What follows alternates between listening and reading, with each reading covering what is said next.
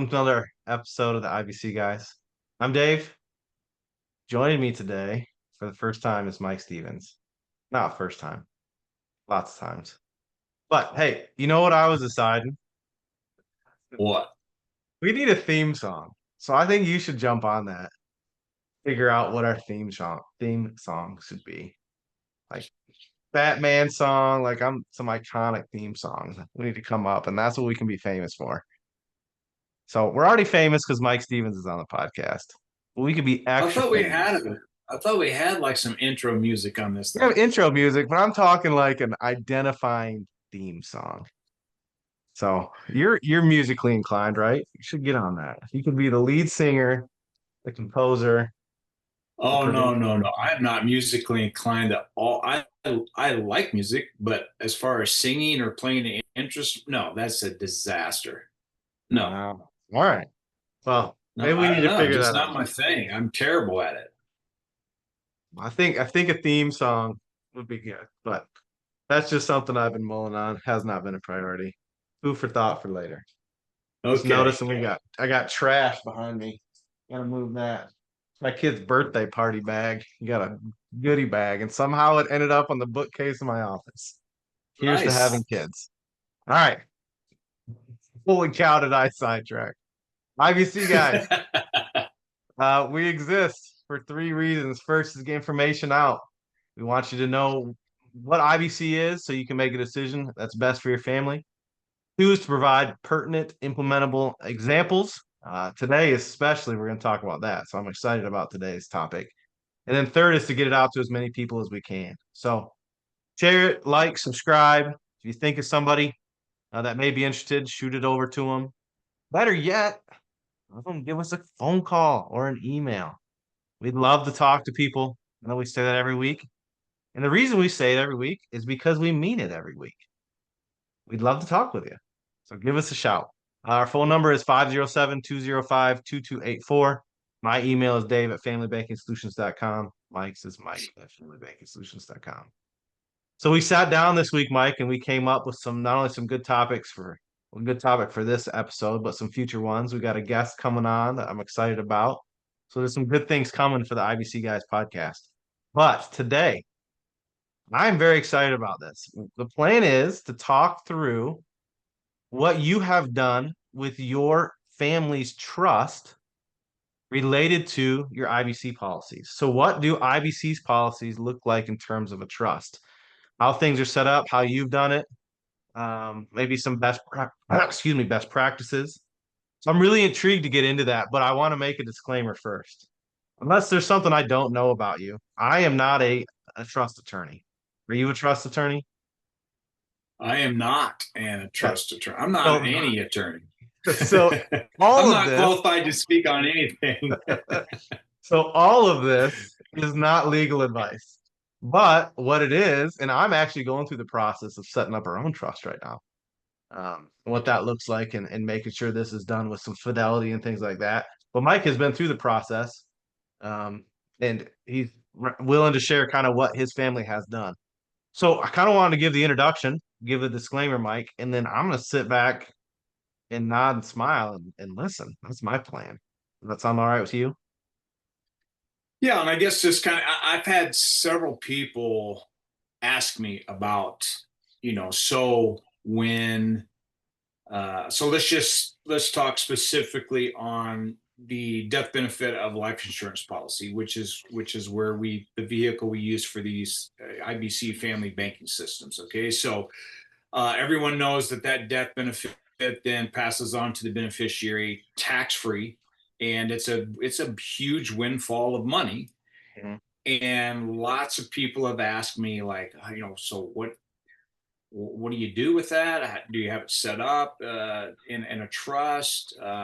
Just lots and lots and lots of questions revolving around that. So maybe to take a step back, kind of going back to the Vanderbilt dynasty and the Rockefeller dynasty, and kind of it's kind of both ends of the spectrum there. Whereas Vanderbilt, when he died, left billions of dollars in Yeah. today's money, but millions of dollars back then, and left it to his kids and it was all squandered away. It was all just spent, and that Vanderbilt dynasty is basically broke today. I mean, there's no money. It was all spent, and everyone pretty much knows the fact that if someone that doesn't have the financial literacy or the knowledge to kind of protect and grow, and is responsible and a good steward of that money or that windfall or that wealth, if they don't have the knowledge, it's going to be just squandered away.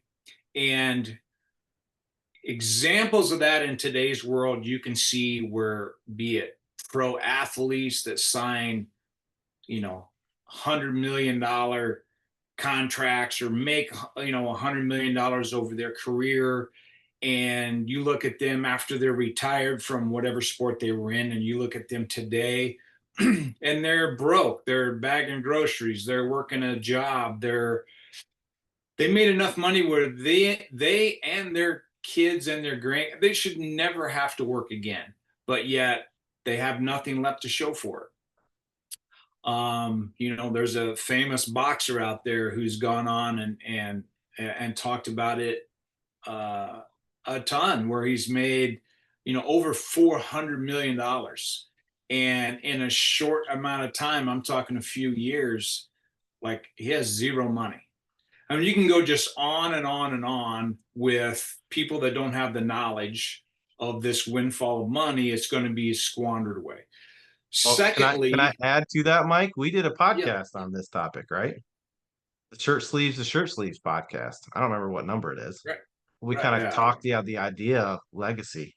So if you're interested, if you're listening, go back and listen to that one, because we did a whole podcast on it. right. So then there's the idea of, and this is all, you can go and look at all the statistics and see that typically people that have wealthy parents that leave them an inheritance, those kids are, they call them the trust fund babies, or they're, I mean, the statistics are out there that, drug addiction, alcohol addiction, just laziness. They're just, I mean, their quality of life just deteriorates because they have all this wealth, and they just, I mean, it almost hurts them Yeah. more than it helps them.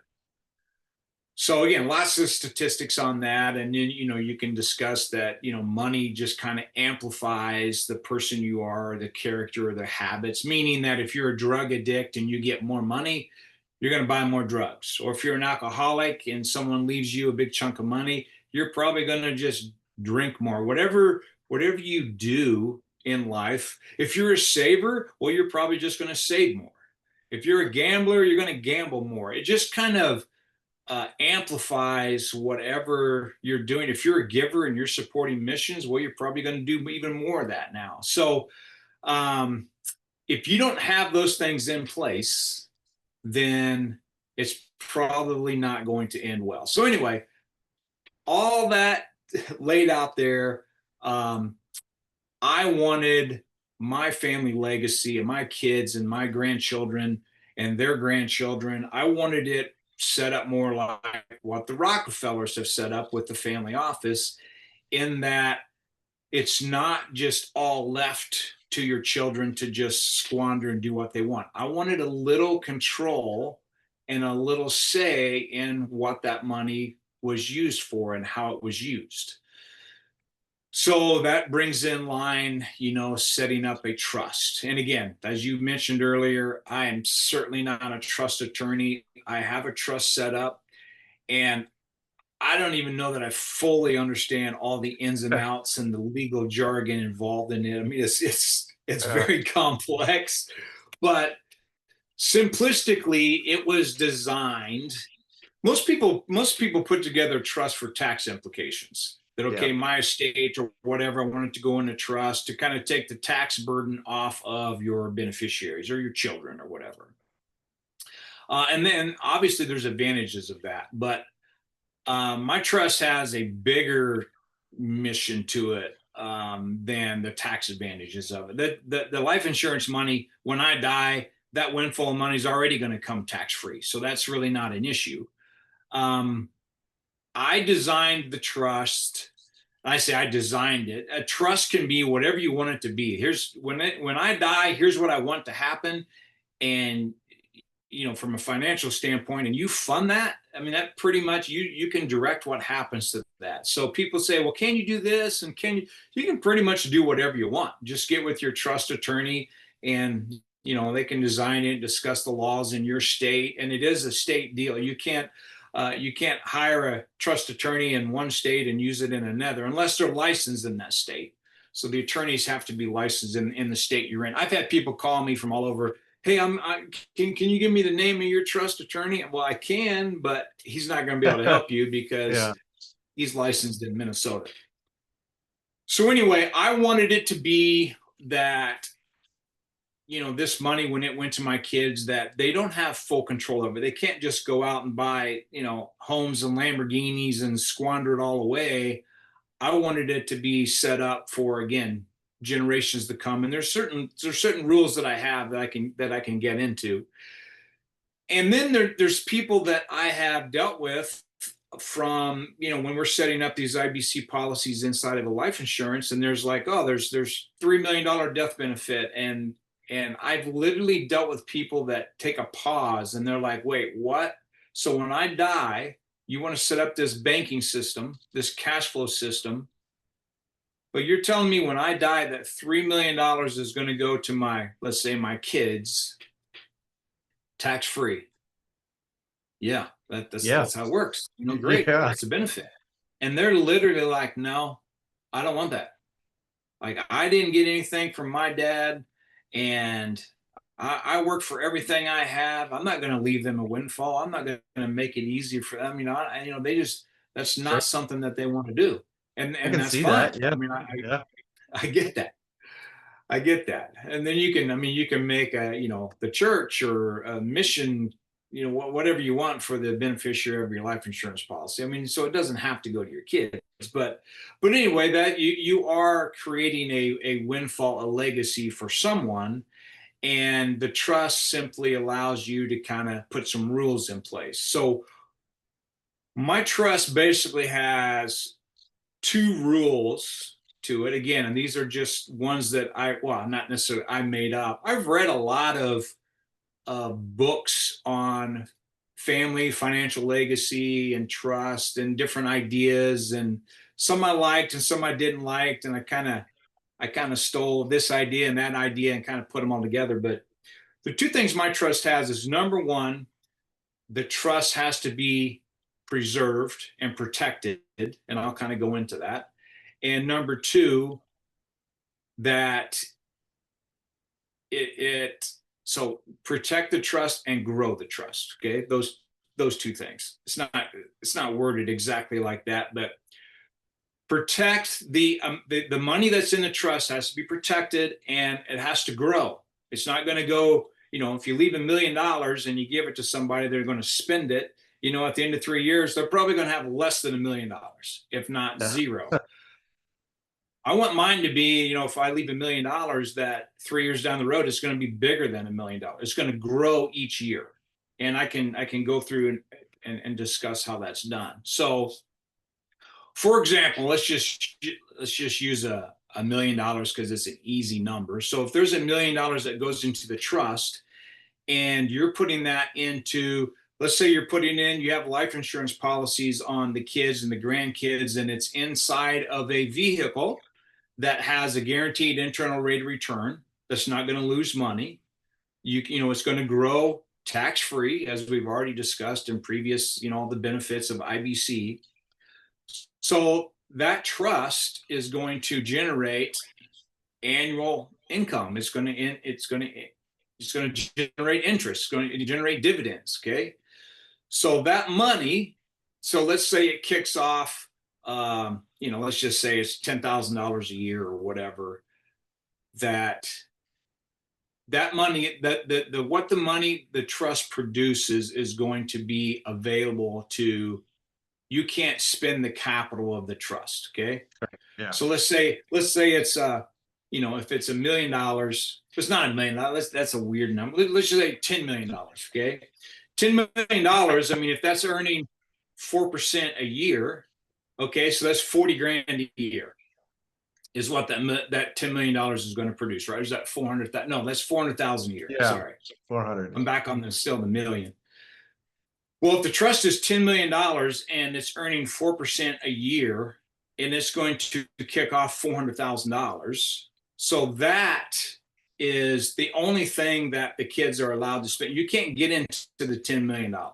Okay, you can only use what it generates, but you can't spend the 200,000 or the 400,000 a year. I have it set up to where it's basically half of that. So half of that has to go back into the trust, and half of that then they can use. So my point being is, if it's growing by 400,000 a year, or it's producing that as in a dividend or increase in value, okay, they still can't spend all that, because number one, they have to grow the trust. Yep. So let's just say you take half of that, 200,000, you put back into the trust. So now the trust in year 2 is 10,200,000. Okay, so at least, I mean, you can say, well, if you have 2%, then I mean, inflation is 3%, and that changes every year or whatever. So you can get into that, but at least the trust is growing and not depleting, which usually is what happens. Most people that set up a trust, so if you go to a trust attorney, this is typically kind of the cookie cutter template of a trust. So here's $1 million. We're going to pay out, pick a percentage. Let's just say a third of it, and it's different. But let's say we're going to pay out, a third of that when the child or my children, even though they're adults, but a third of it is paid out when you're 25, and a third of it is paid out when you're 45, and then the remaining third is paid out when you're 65. You kind of spread that over their lifespan, but basically at the end, when that child is that child, your offspring, your children, even though they're 65, I mean, it's the trust is gone. And there's nothing there for your grandchildren or great grandchildren unless your children do something. So I didn't want that. Again, this is just my personal preference. I wanted a trust that's going to continue to grow. Hopefully it grows faster than inflation, but at least the trust grows over time. Then when you look at the remaining, whatever that is, again, we're using the example of $400,000 a year. So let's say that's 200,000. Then that 200,000 then can be, split up or used in a number of different ways. But the idea of the trust for me is to make their life a little easier. Not that they don't be productive members of society and continue to work or continue to serve others and continue, you want them to have work ethic and build a legacy of their own. Just that there's something there to help them a little bit. Say, for example, that, one of them, family, you have a stay-at-home, I say stay-at-home mom, but people are like, well, that's chauvinistic. Okay, whatever, a stay-at-home parent to raise the kids so they're not going to daycare or whatever. I think that's very important, especially in today's world. Absolutely. And most people, I think, given the choice, most couples, most families would like to do that, but yet, dual income is better than single income. So financially, it just becomes maybe a necessity that, well, we both have to work to be able to afford all the things that we want to do and provide for, et cetera, et cetera. But, maybe this trust would allow that, okay, mom or dad or whoever can stay home. One parent can stay home and raise the children. And this will kind of help with that. Not meant to replace, okay, well, now I can quit my job and I can just be a bum and not do anything. So definitely not meant for that.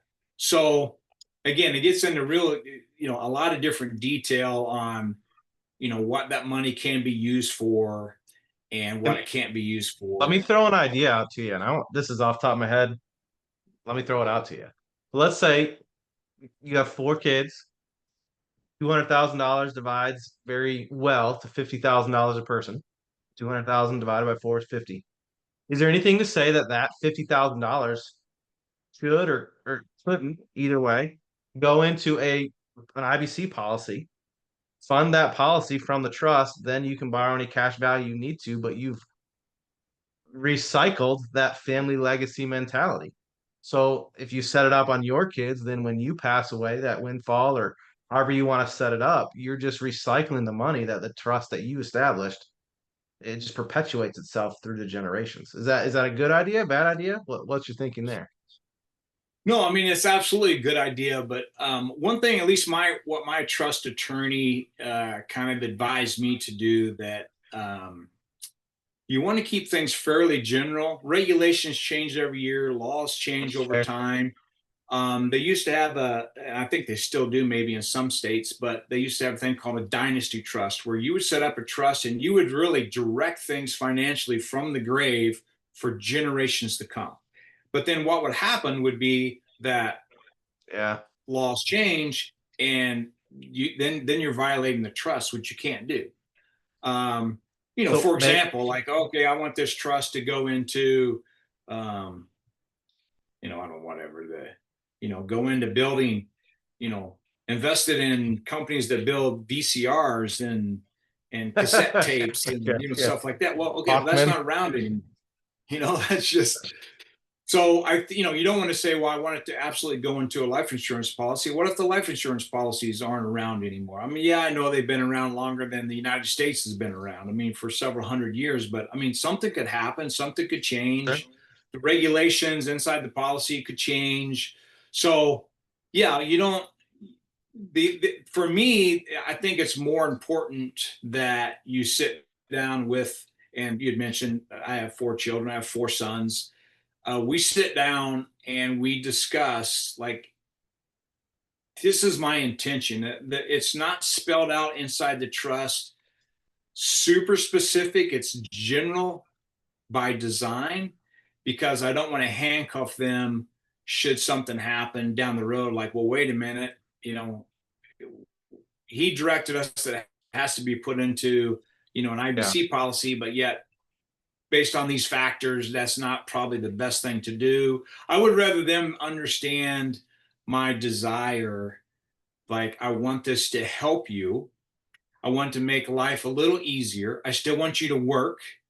I still want you to provide for your family. I still want you to create your own financial legacy for your children, again, grandchildren. But I want this to be helpful. The other thing Oh, with the trust, so let's go hey, back onto can I the want to add particular one question. thing to that.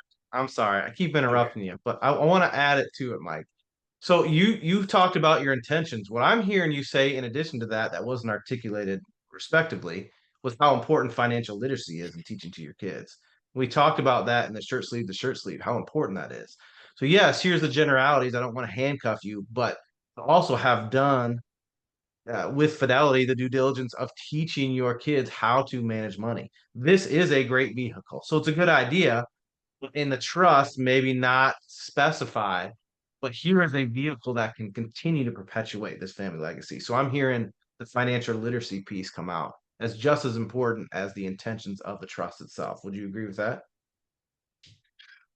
100%. Okay. So I think so. If you were to ask yourself, if you're listening to this or watching this, what's your definition of wealth? Um, I define it as really two components. There is financial capital and there is intellectual capital. So basically, there's the money part and there's the wisdom part, or the financial literacy part.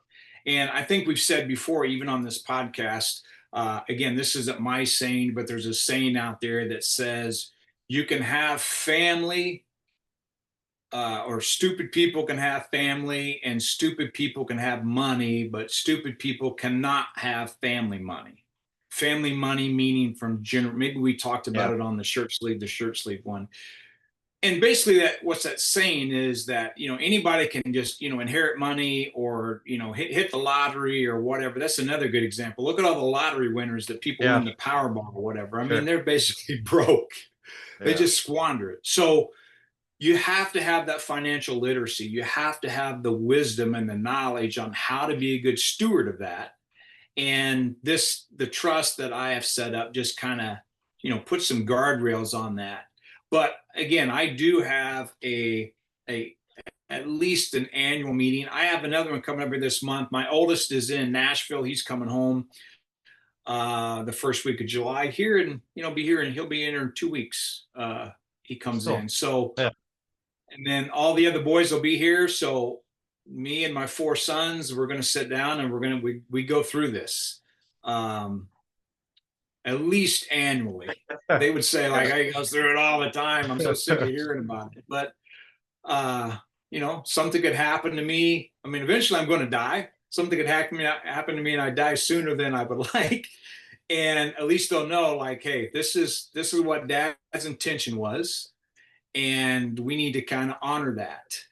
So anyway, that's kind of on the part one is you need to grow the trust.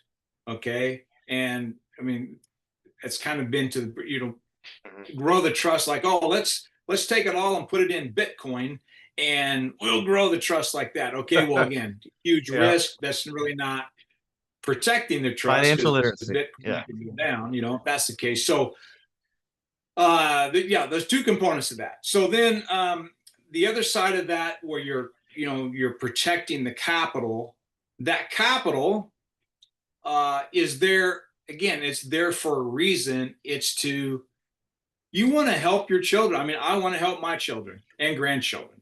I want it to benefit them. So just having that capital sitting there in the trust doesn't really benefit them if to the extent that I want to benefit them, if they're just using the interest money every year, so to speak, the growth money. So one advantage, and this is just one, let's say one of my boys, they all have kind of that entrepreneurial spirit that they're probably getting from their old man. And let's say they want to start a business, and a 25-year-old kid basically goes into a bank and he says, I want to borrow $2 million. I want to start this business. Well, the bank is probably not going to give them any money. I mean, it's just very difficult to do. However, if you come to the family bank, i.e. the trust, and say, hey, I really want to start this business. I want to borrow the money and use this money that Dad intended to help me pursue my goals and dreams and desires. I really want to do this. That money is there available. Now you say, well, wait, what 90% of businesses fail. Like, that one son borrows $2 million to start a business and the business fails. Well, then what happens? You're not protecting the trust. It's all squandered away. Well, if you take that $2 million, and this is back to your point, Dave, if you take that $2 million and you make sure that it's on a life insurance policy, a $2 million policy on that son, to where that's protected. So let's say the business does fail, but that $2 million is inside of a life insurance policy, and then he'll go in and take the loan value out to fund his business. If he can't pay that back over time, at least when he graduates from this earth, that death benefit then goes back into the trust and takes it and restores the capital of the trust. Yeah. So yeah, it's over time. I'm looking like we only got a few minutes to go. So that's over. Yeah, that's over his lifetime, but at least long term. I mean, that trust, I'm looking at multiple generations, not just in 20, 30 years. I want to make sure that his grandkids are protected. So that's awesome. If, let's just say, he did go to the bank and were to get a $2 million loan and that business failed, okay, you still have to pay that bank back. I mean, that's going to create financial hardship for him and his family and his wife and his kids. Like, man, I still got to pay on this for another 20 years. I got to pay on this on this note that I got for my business that failed. And that's going to be a financial hardship. Whereas if you do it through what I just laid out, he wouldn't have to pay that back. Yep. I took my one shot. I started this business. That was my dream. It didn't work. That happens. But yet over time, eventually if he passes away, that capital then goes back into the family bank, the family trust, and it's there for, others. It's a huge gift to give to your kids, Mike. It's a huge gift to give them the ability to pursue passion. Not a lot of people get that opportunity. So kudos to you. But that's really cool. And one of the reasons I was excited to listen today, it jazzes me up. It makes me sound so old when I say that. It gets me excited. It doesn't jazz me up. I'm not 85 years old. It gets me excited to hear the kind of things you've set up. Yeah. So again, I'm cutting you off, but I want to say that it's really cool. I'm excited that you set it up, and again, we're going through our trust, and we're working to do something similar. Um, and the IBC vehicle is a big catalyst in that. We've kind of had to teach our trust attorney a little bit what that looks like. I don't know if you'd had that same experience, but when their eyes understand it, the trust attorneys, it's like, man, this money can recycle itself over and over and over in the different ways you can do that. So, yeah, Right. I'm talking. You finish up. I keep commandeering. I apologize. Well, no, I mean, it's well, one other thing I want to interject in there when you're talking about, kids and generations to come. I think that, what's the national statistic on divorce in the United States? I think it's greater than 50% right now. That's my I mean, guess. I think everyone would just say, like, I don't know, it's probably 50-50, right? Yeah. So one thing that this trust does, so let's just say, so again, I have 4 boys. Let's say the death benefit of my policies when I die, let's say it's I'm just throwing this number out there, okay? Let's say it's $8 million because I can divide that by 4 in my head. Okay. Okay. So $2 million a kid. Well, if you give just cash $2 million to each son, and let's just say they're all great financial stewards and they know what to do with it, and they have that intellectual capital, they have the knowledge, they're not going to squander it. They're going to preserve that and build it and grow it and do the right things. Okay. However, that $2 million that they have, they get a divorce. Guess what happens? The ex-wife, I mean, half of it's gone. Half of it's gone. At least in Minnesota, it's 50-50. I don't know. Some states may be worse than that or better, but I mean, it's a marital asset that's going to be dissolved and split. So I have my trust. That doesn't happen. In my trust, my boys, they don't own it. The trust owns it. So if one of them were to get a divorce, and statistically it would say that, okay, half of them are going to get a divorce. Yeah. They can't take any money out of that trust. They being the divorcing, soon to be ex-wife. It's not a marital asset. That's a trust that I have set up that is only for them. And if they get a divorce, their kids can benefit, but ex-wife, it's people call it a blood trust, going back to the dynasty trust, I mean, that's what it is. It's just for that. And you can get into a whole conversation on that. Like, oh, well, what if my son marries a lady that already has 2 kids and, that's not blood. And you can design it however you want. You can say, oh, okay, well, then those, they would qualify or whatever. But mine is different. I'll just say that. So anyway, there's lots of protections in place. And at the end of the day, my desire, and hopefully my boys understand my desire. I say my desire, my wife and I, the desire is to create something that leaves a financial legacy, as well as an intellectual legacy, the knowledge part of it, that they understand that this is set up. We want to make it easier for you. We don't want to make it just a cakewalk where you can, be a bum. But we want to help with those things. You have a child that's a special needs child, or again, you need to stay at home, or you have some type of financial catastrophe in your family that, you just need that extra help there. That's what this trust is set up, is to be able to help you overcome those things where you don't have a financial burden on you the rest of your life for whatever reason. So Well, I will again, say, that's the and I think I can speak for everybody listening, Mike, that you've put a lot of thought into it. And I'll say I appreciate that. I'm sure everyone listening does as well. It is trust is it's personal though. It can be different for everybody. So the goal in this podcast is just to kind of lay out what you've done. When I get mine set up, maybe we'll do a podcast on that. But like I said, we're in the process and the throes of doing that right now. But I want to thank you for sharing that. We got about 3 minutes left, so I need to wrap it up. But thank you for sharing. So hopefully, if you are listening or watching on YouTube, you found this helpful. If you did, shoot Mike an email, tell him so. I know he has been open on this episode with what he's done with trust. I know he's had other conversations with people.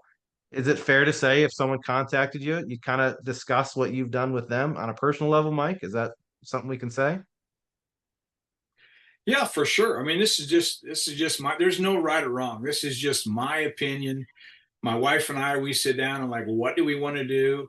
I think the majority of people would just say, well, I want to give them, X amount when they're 25 and some more when they're 45 and some more when they're 65. Let them worry about their kids. That's their business. I want to keep it simple and I want to leave this money to them so they can go out and buy a lake home and travel and do whatever. And that's fine too.